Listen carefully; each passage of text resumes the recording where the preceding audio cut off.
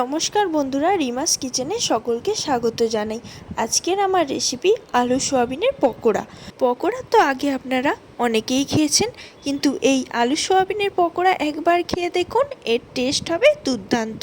এখানে আমি আলু ও সোয়াবিন সেদ্ধ করে নিয়েছি, আদা রসুন বেটে নিয়েছি, বেসন নিয়েছি, কাঁচা লঙ্কা কুচিয়ে নিয়েছি, পেঁয়াজ কুচিয়ে নিয়েছি, একটা ডিম নিয়েছি, একটা গাজর কুচিয়ে নিয়েছি। এখানে একটা বড় সাইজের আলু নিয়েছি আর 20টা সোয়াবিন নিয়েছি। এতে দিয়ে দিচ্ছি ডিম, একটা বড় সাইজের পেঁয়াজ কুচিয়ে নিয়েছি, স্বাদ মতো কাঁচা লঙ্কা দিয়ে দিলাম, 1 চামচ আদা 1 চামচ রসুন বাটা দিয়ে দিলাম, বেসন দিয়ে দিলাম, স্বাদ মতো নুন দিয়ে দিলাম। এবারে সব উপকরণগুলো হালকাভাবে মাখিয়ে এতে দিয়ে দেব একটা সরু সরু করে কেটে রাখা গাজর। এবার একটু দিয়ে দেব গোটা গরম মশলা, এলাচ, দারচিনি, লবঙ্গ একটু করে দিয়ে দিলাম। এবারে একটু বেকিং সোডা দিয়ে দেব, একটু গোলমরিচ দিয়ে দিলাম। এবারে সব উপকরণগুলো আর একটু মাখিয়ে নেব।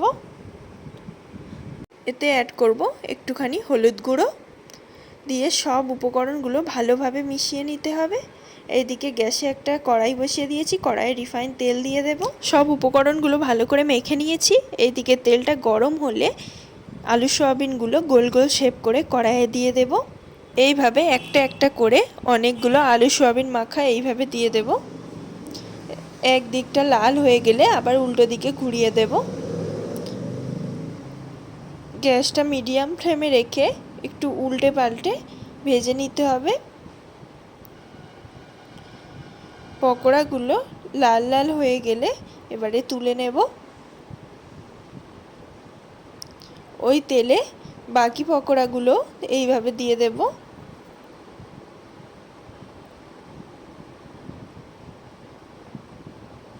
একইভাবে উল্টে পাল্টে লাল লাল করে ভেজে নিতে হবে।